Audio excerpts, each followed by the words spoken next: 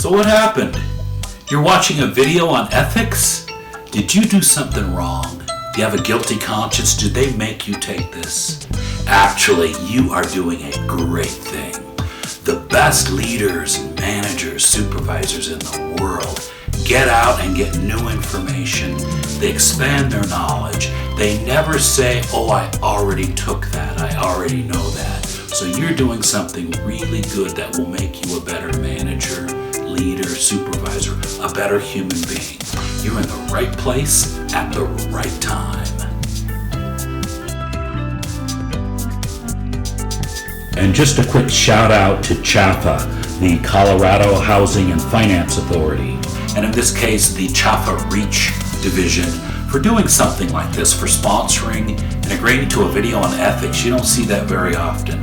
And I just want to congratulate this group, this department, for all the webinars, all the courses, the videos, everything you do to reach out to people who I hope appreciate those efforts. I'm proud to be a part of it, so thank you very much. As we talk about ethics, we've got to remember that it comes from the field of philosophy, or the love of wisdom philosophy. And it deals with reason. It deals with knowledge, with truth, with reality, with perception. A lot of different things you'll find in the research about ethics. What I like to base it on is when we study, we're looking at ethics as a promise and as a primer. For the larger group or a team, it's kind of a promise or a brand of the way you deal with the world. It is a public statement of your values, of what that brand means, of what you as a team mean. And it does a few good things. It gives you a voice in the community. When you bring your ethics together, you bring your values, and you display them publicly, you have a voice in the community. You also have more recruiting power for like-minded individuals or other groups to come toward you because they match the values you've articulated. It helps you with bringing a purpose together, and it concentrates your PR or your public relations and your political power as you as a team demonstrate or express the ethics and the values that you believe in. So on the public side of ethics, it does a whole lot of things to give that public display or that public expression of your ethics or your values. On the private side, I like to say it's a primer, or you might say it's a booster for you as an individual to do the right thing, ethics. And it turns out with this promise or this primer, the worst criticism you can imagine is when someone says, hey, you didn't live up to what you said you were going to do. You didn't do what's listed as part of your list of ethics foundations, or you contradicted yourself. So when you do those public displays, whether it's that promise or the primer, it's an extra incentive for you to be a high integrity person as you do the right thing. Here's the essence of this video. What I've decided to do around ethics is to take 4 of the main foundational principles and use that list of 4 as the core of what I'd like to teach, what I'd like you to get. Because there's so many different versions. There's sets of 8, there's sets of 7, there are 3, there are 4. Some authors or some researcher who's very, very good at what they do. And they've narrowed it to a different set of foundational principles under ethics. Had to pick 4, had to pick a smaller group. So I picked those 4. So what we'll be talking about, and you'll hear them over and over, you hear them reviewed, you might see some examples. Beneficence, non-maleficence, autonomy, and justice. So the first, beneficence, is doing good, trying to, when you come across something in your world, and you have that as one of your ethical principles, doing good, you lean toward doing the good. The non-maleficence is to kind of that do no harm, but that's a little more in the medical world. They really go by that Hippocratic oath, things like like that. Very, very good. But we've got to take a look at it so it applies to your world. Non-maleficence. The third is autonomy, giving people the chance, giving people the moral standing to make their own decisions as best as possible. But at the same time, you get your autonomy, or the physician gets their autonomy, or the veterinarian. It goes both ways is what I've learned in the research.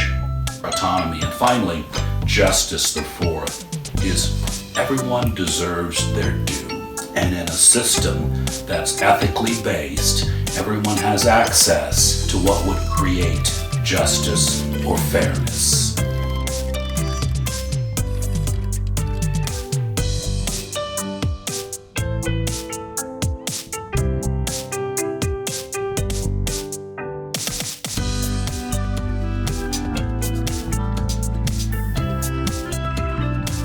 Most of our courses over many years have been single topic courses. For instance, leadership, management, supervision.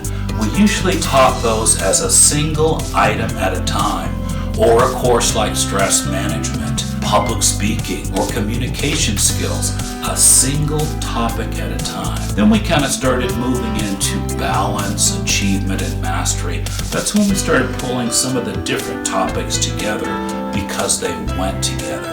That's what happened with the program called Negotiation, Character, and Ethics. It's a combo course where you can do all three separately, but if you do them together, if you kind of look at negotiating skills, or you look at the essentials of good character or ethics, especially the topic of this video, you put those together and there's a little bit of magic that happens, and we hope you see that magic.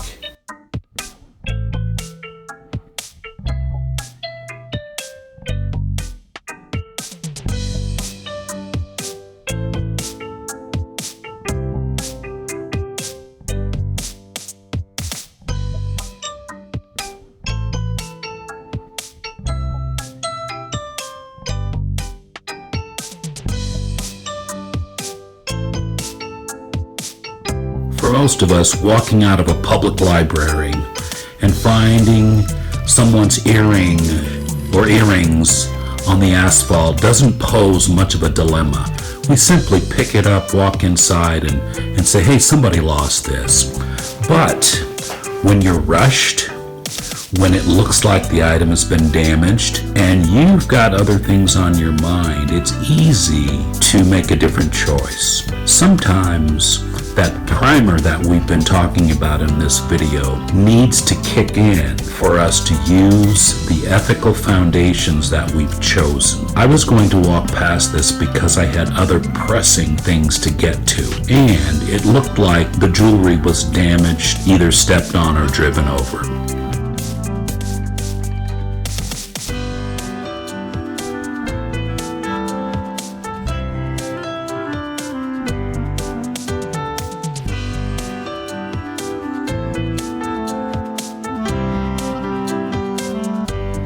What should I do?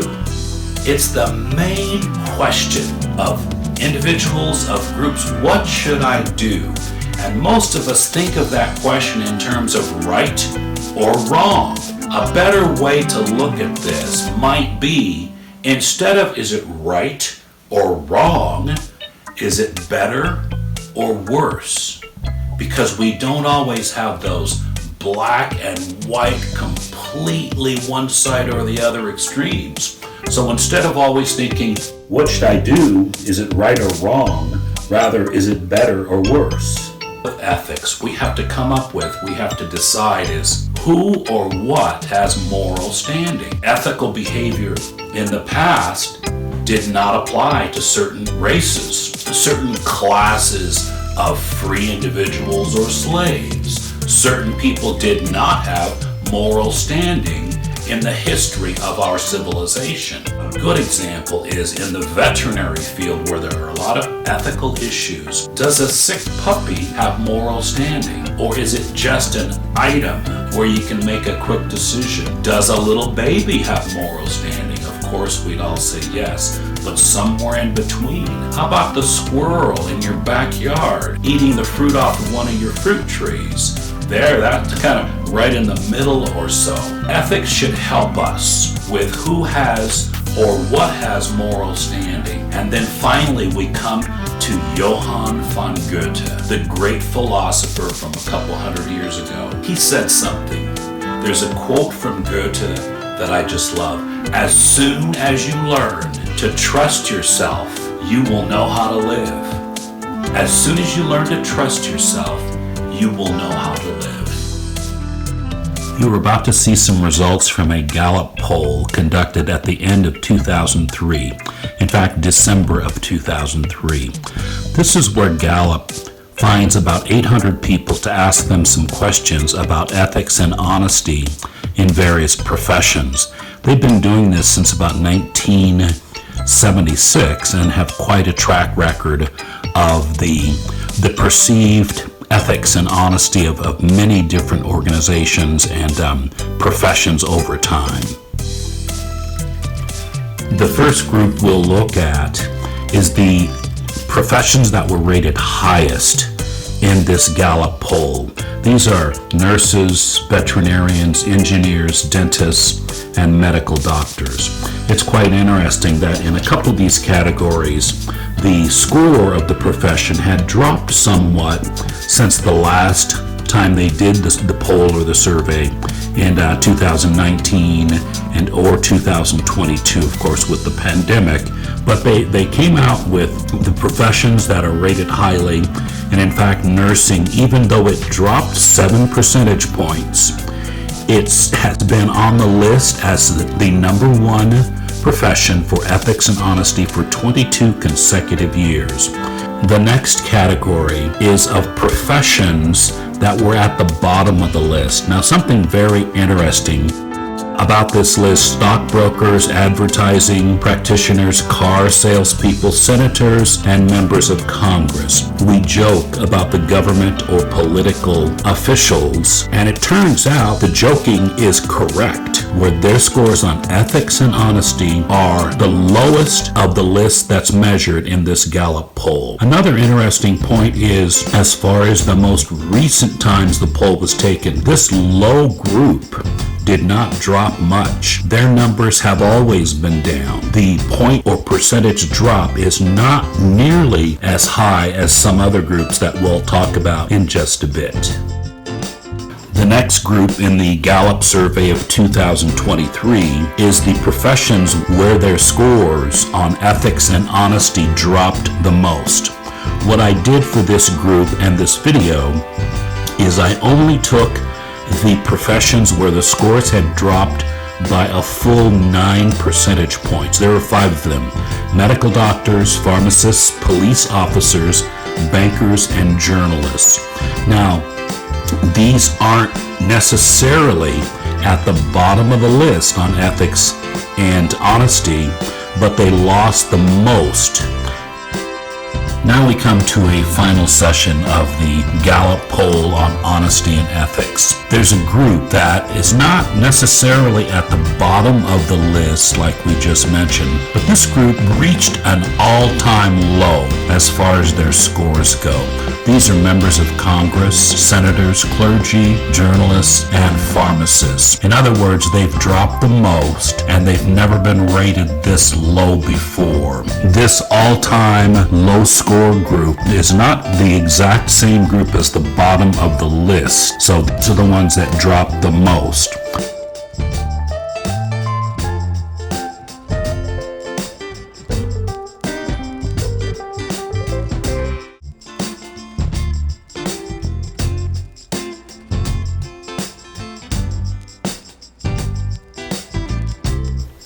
Beneficence is one of the 4 ethical principles we'll be discussing in this video. It involves acts of charity, mercy, and kindness. Some feel that the term beneficence implies the essence of morality. These are acts that are beneficial to others based on a moral ideal. Beneficence.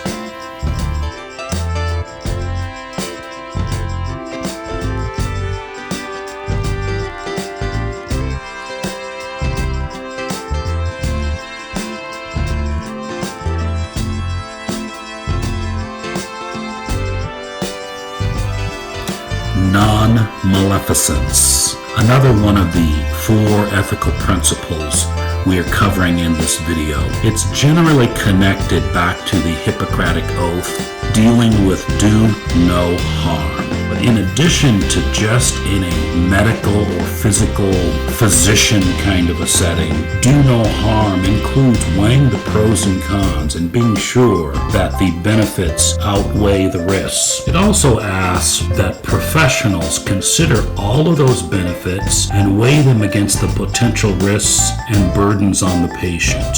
So in addition to just being in a medical setting, it can be anywhere in our daily lives, in our work lives, where non-maleficence under the banner of ethics helps us to understand do not hurt others. If there's a way to avoid hurting others, we've got to at least explore it. Non-maleficence.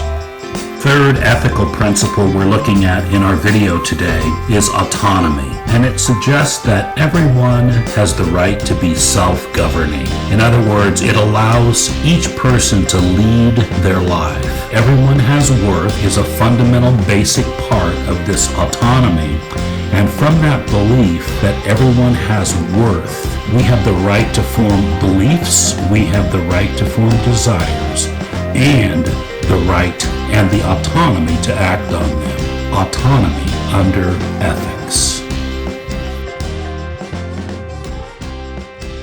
The 4th ethical principle we are addressing in this video is justice, sometimes termed fairness and used interchangeably. Justice means that each person has basic liberties and that there are fair processes in place. You might say the legal kinds of processes, and that all have access to these processes. So it boils down to there's equality of opportunity and that everyone has a chance to present their case. So this justice idea under the heading of ethics says that it means giving every person what he or she deserves. In a sense, his or her due. Justice and fairness under ethics.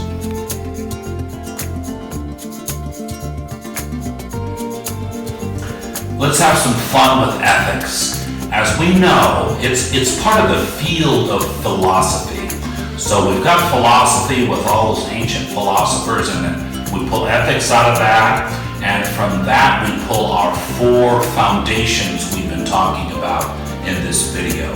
So here's some case questions of different situations and see what you think. There's not necessarily a right or wrong. We'd like you to keep thinking about maybe better or worse. And at the end of the video, we're going to have some of these listed with some options that you might consider. Not saying I know the answer or anybody else knows the answer. These are for you just to think through.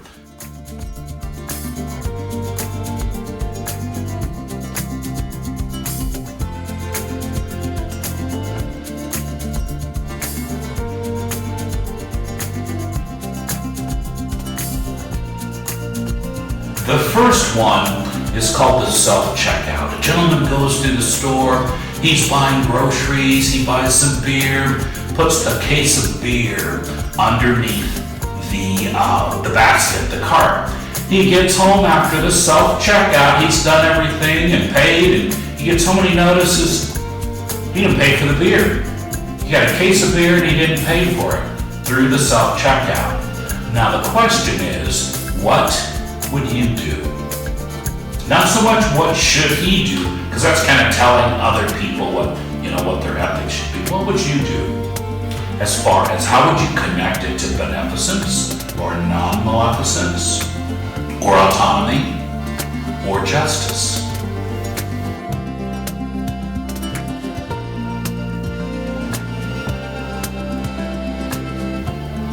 The next one is the lost earring in the parking lot. You'll see this one in this video on ethics, but let's just talk about it now. You walk past and you see this earring, it's been stepped on or driven over, it's not in great shape, but it's someone else's earring.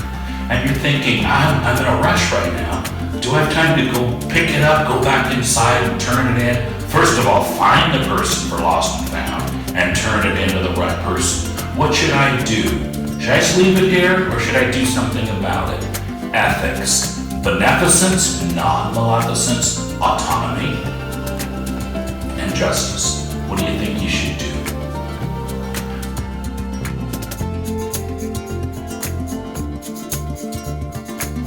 Another one is the bridge vendor. So there's a bridge that goes from the San Francisco area across the Oakland Bay, San Francisco Bay into Oakland. It's the Oakland Bay Bridge. And as you're getting on, all that traffic's backed up. It's stop and go. Park car in front of you stops, and boom, you kind of do a little mini fender bender. And then people start honking like they want both of you to move forward. You like to stop, but there's no way to stop with all that traffic. So the car that got hit heads up the ramp to the bridge, goes over the bridge. The car that did the hitting stays back and thinks, well, what do I try to do now? Do I try to race through the traffic on the bridge? Do I go over and look around for the car to see if he's maybe around waiting so we can exchange information? The Bay Bridge vendor, what would you do? What would be ethically appropriate as far as beneficence, non-maleficence, autonomy, and justice? What options would you use? Take a look at the end of the video for the options on this.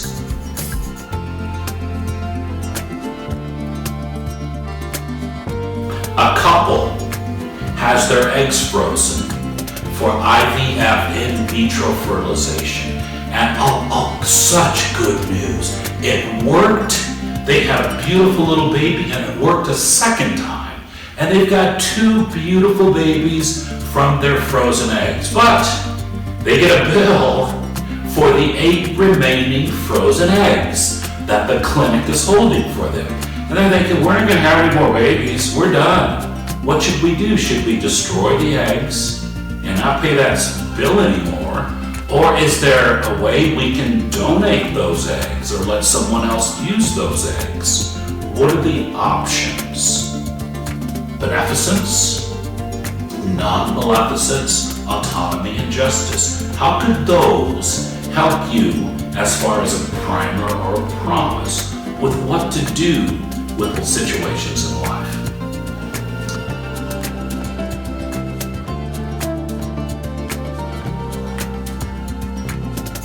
Finally, we have another case question for you. It involves college scholarships. There's a young man trying to get through college. He's working construction, and he's trying his best to pay some alimony.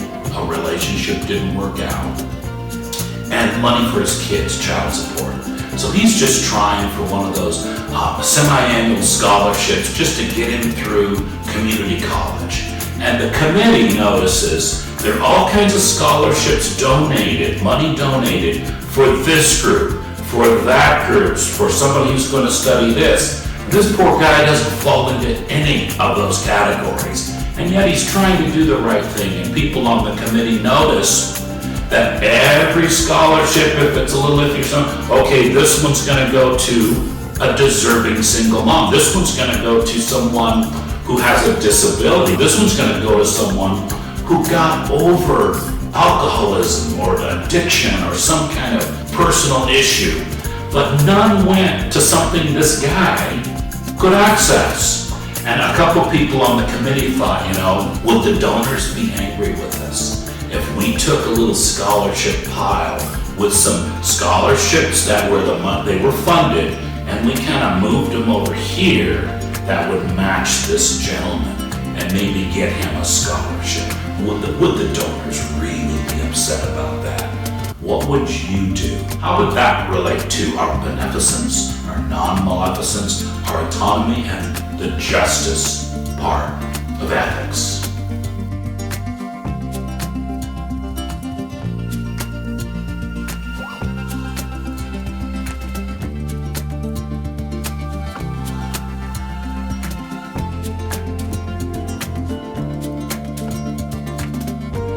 Here's a fun section on optical illusions. We've used these over the years to take a look at how we see things and how others see things. things. It's fascinating to watch two people look at the same image, and one sees one thing and swears by it, the other sees other things and swears by their view. It helps all of us to have a little humility and to really deeply realize that the world is composed of different people who see it in different ways.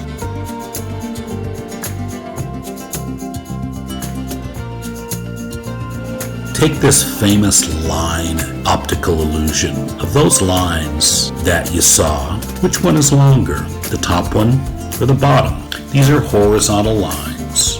Another fun illusion is the rabbit versus duck illusion. Now, I'm giving you lots of hints in this video, but normally you would just take a look at those and see which one comes to mind. Some are easy for most of us, and others start to give us a little bit of trouble. This one can show either a woman's face or a tree with birds flying around. For me, I can usually tell one image first, and then if I know, I can switch to the other.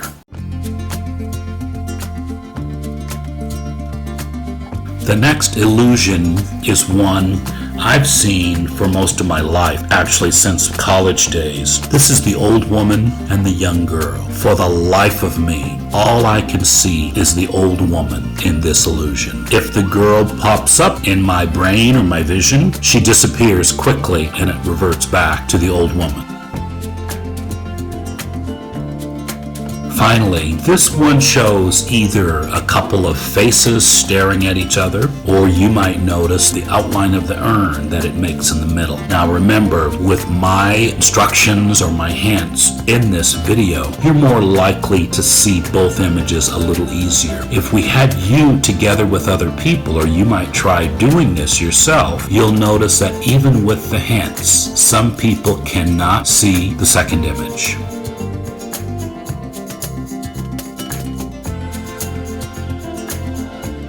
So now we come to some options from our cases on ethics.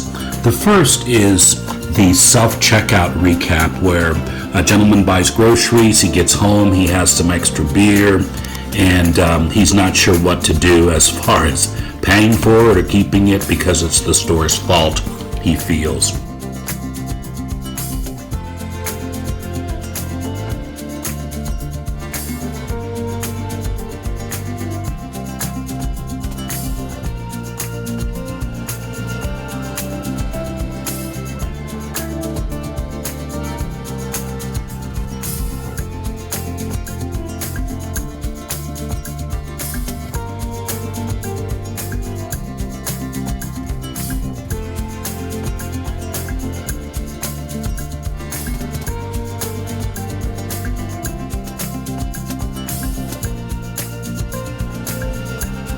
The second is the lost earring recap, where walking across a parking lot, a gentleman sees a damaged set of earrings, one or two, and wonders what to do. He's in a rush, so what's the ethical thing to do with those earrings? And overall, looking at your options, you don't have to take our options, but we want these to be brain teasers. We want you to think about ethics. We want you to think about what's right, what's wrong. We want you to think about what's better, what's worse. Do that by watching this kind of a video, reading certain books, going to certain classes, webinars, doing some work on it where you're exposed to some new things.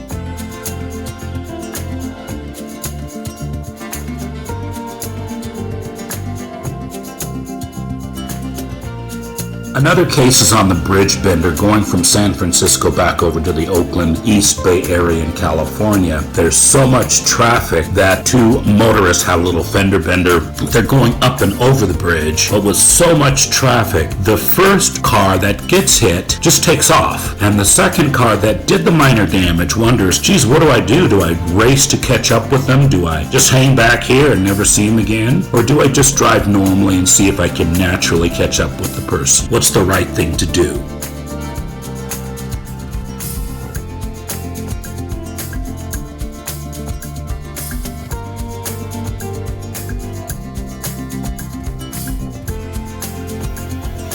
Our next recap for one of the cases in ethics is the IVF fertilization, where the couple has two good, successful, happy babies. They still have 8 eggs at the clinic. They're being billed for those eggs, and they wonder what is the right thing to do.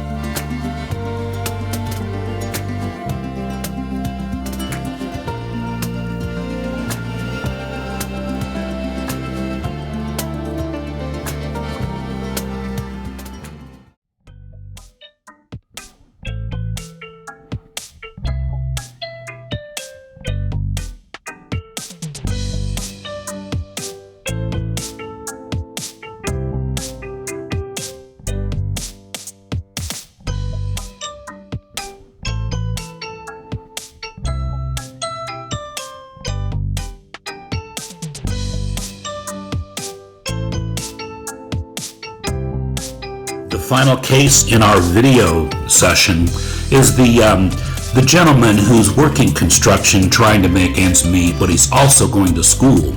And he just needs a little extra money. He's paying alimony, he's paying child support. He needs a little money to get through community college. But all the scholarships are earmarked for certain kinds of deserving students.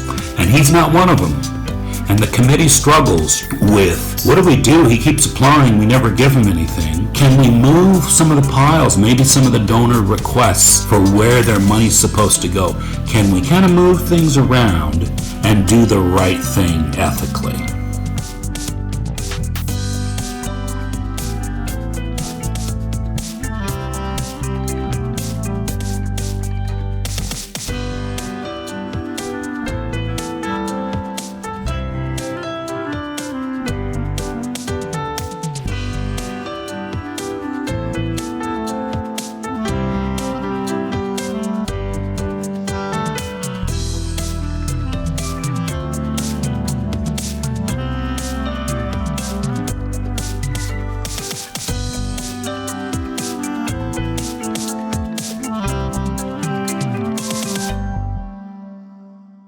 Well, that ethics primer kicked in.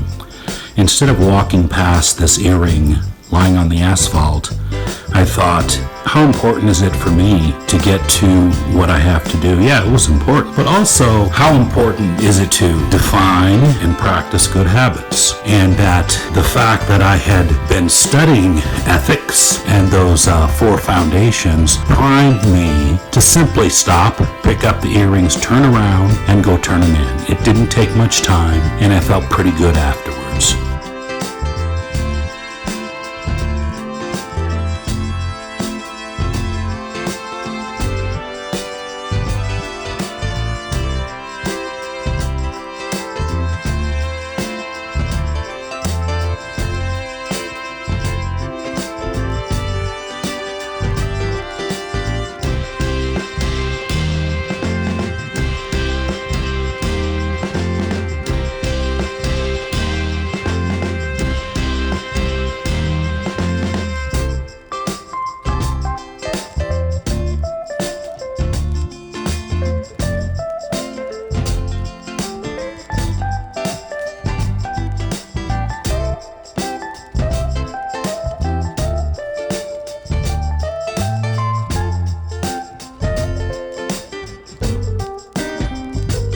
Well, look at you.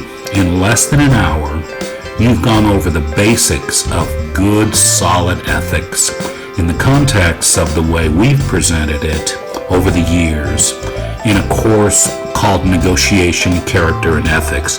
We hope you've been enjoying this and know that the repetition involved in what we've been doing today is essential to get a good and grounded understanding in something that so many leaders, managers, supervisors just kind of gloss over. So what you've done is good. You've taken a little bit of your time. You didn't go to the 5-minute video. You went to one with a little more meat on it. And you got the 4 that I've chosen as good foundations. The first being beneficence, doing good, reaching out to do something that makes the world, makes your organization, makes your family a better place. Next is non-maleficence, where you do no harm. You follow Hippocrates. Take those walks and do no harm. Our third foundation of ethics in this video is autonomy, to allow for, to honor, to respect the individuality of others, their choices in their lives. And finally, our fourth in this program that you've heard a few times now, and you're smart enough to know that the repetition makes it work for you, the justice portion, or the fairness. So you've got the 4 foundations of good ethics under the heading of philosophy with some repetition. Nice work.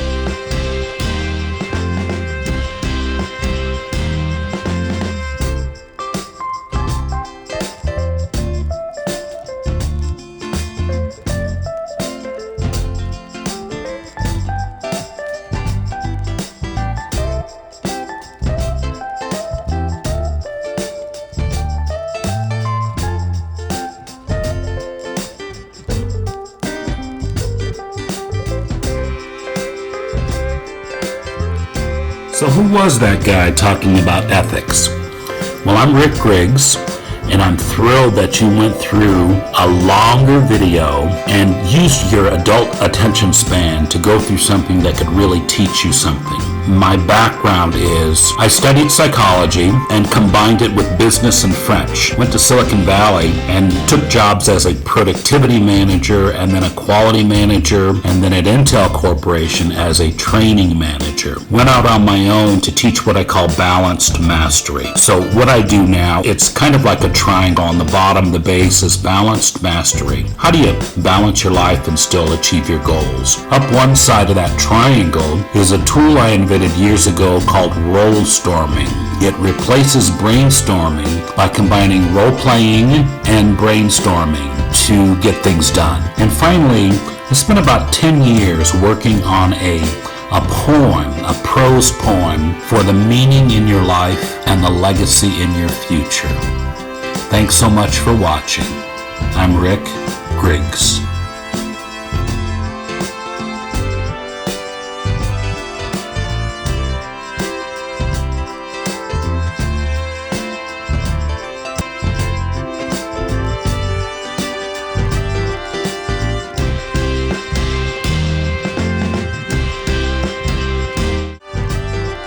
Ethics, especially the topic of this video, you put those together and there's a little bit of magic that happens. We hope you see that magic.